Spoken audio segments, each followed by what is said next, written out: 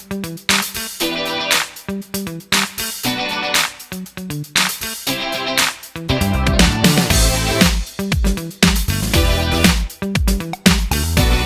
guys! Welcome back to another episode of Jobbers Hobby Hour. And for today's episode, bali isi-share ko lang sa inyo yung upgrade ng aquarium natin. Bali nag-upgrade pala ako ng tank from 40 gallons to 75 gallon tank. Bali hindi naman siya bagong tank, nabili ko lang siya ng second hand. Tapos ngayon isi-share ko sa inyo kung paano ko nilinis, tinanggal yung mga watermarks tsaka mga acid marks dun sa tank para magmukhang disente, mas magmukhang malinis, tapos mas maganda tingnan. So kung bago ka sa channel ko, huwag mo kakalimutan mag-subscribe, like and share this video, and click the bell button para sa mga susunod pa nating episodes.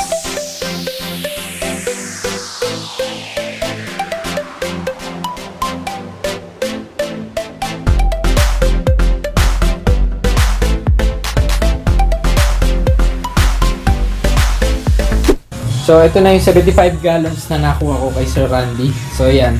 Yan yung lilinisin nating tank. Tapos, ito yung sump niya. Yan. Tapos, kasama ni medyas na binigay sa akin ni Sir Randy. Kasama yung 75 gallon tank. Tsaka stand for only 1.5. So, second hand siya. Pero, okay na rin kasi saktong-sakto sa pang-groom ng goldfish. So, unang procedure na gagawin natin is itong Scotch Brite, yung green sa Scotch Brite, tapos itong liquid dishwashing. So, try nating tanggalin gamit lang ito, pero make sure na itong gagamitin nating green ng Scotch Brite is yung medyo laspag na. Kasi kapag bago yung ginamit natin, malaki tendency na magasgas niya, may scratch niya tong surface ng glass.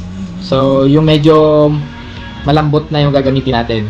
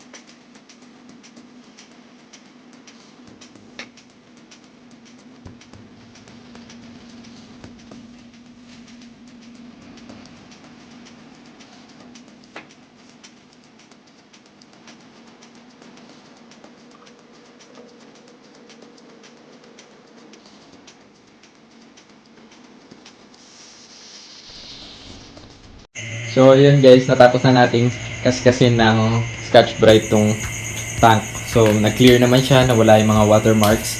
Tapos, yung mga parang medyo salty na texture na watermark, kinupit ko lang siya ng kuko ko, natanggal naman, medyo tiniinan ko lang. Tapos, so far, wala naman ako nakikitang gasgas sa kanya. Medyo, meron siguro yan bukas, makikita natin kapag medyo na-dry na yung tank. Ito namang sump, bukas ko na siya, tatapusin kasi masyado ng gabi. Medyo natagalan ako sa pagkuskus nitong 75 gallons tank natin. So ngayon, and yung sump naman yung lilinisin natin. And yung mga medyas na linis ko na yung pumice, yung malalaking yung pumice rocks, tsaka yung mga lava rocks. Tapos may dalawang lava ring lang dun. Tapos itong sump, kukuskusin ko uli ng Scotch Brite na may dishwashing.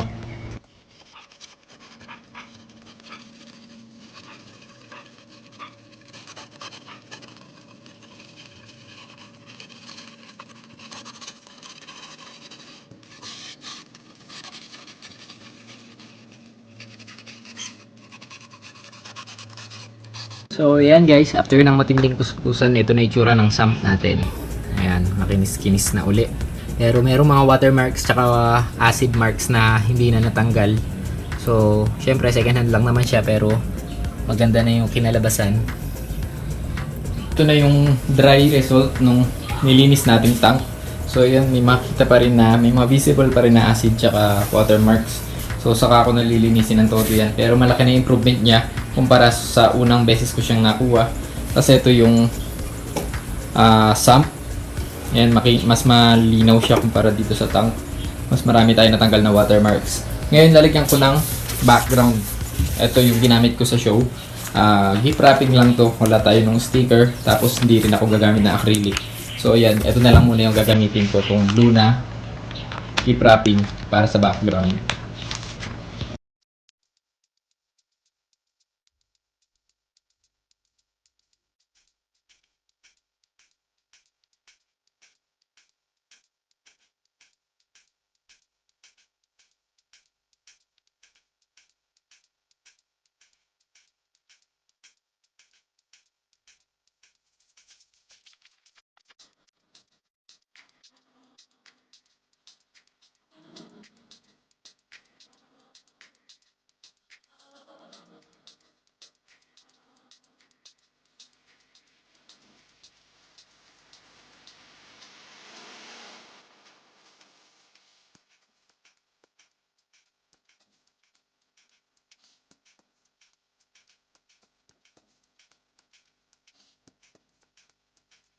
So, ayun guys, naipwesto ko na siya dun sa spot nung dating nakalagay.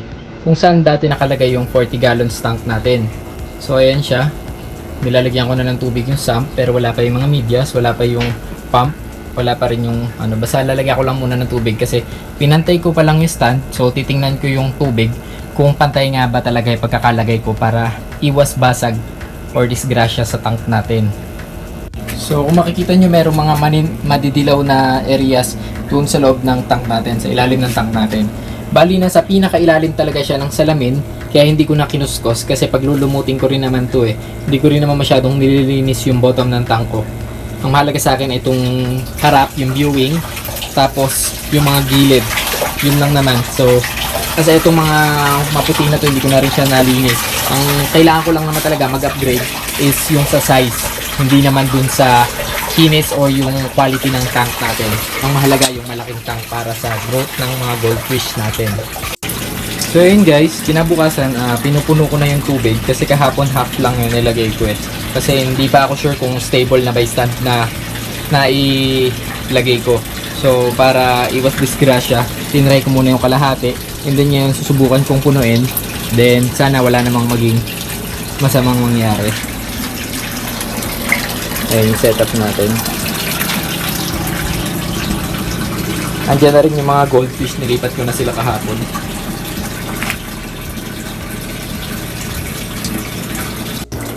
So ayun guys, napuno na natin yung tank. Ayan sila. Hindi ko masyadong isinagad-hangad dito sa watermark kasi medyo nag-worry pa rin ako Pero overall okay na yung muna yung ganyan. Ayan. Mukhang mas masaya na sila sa mas malaki nilang lalagyan. Para na rin mas mapabilis yung growth nitong si Yuki, yung huling goldfish natin.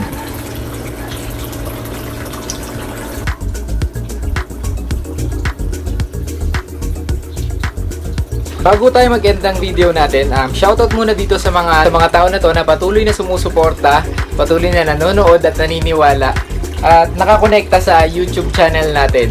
So sana mas marami pa tayong matutunan at mas marami pa akong mai-upload na video sa tulong nyo. Maraming salamat po. So yun lang guys, yung bagong simpleng setup natin ng tank. So may konting pagbabago lang, nag-upgrade lang tayo sa size.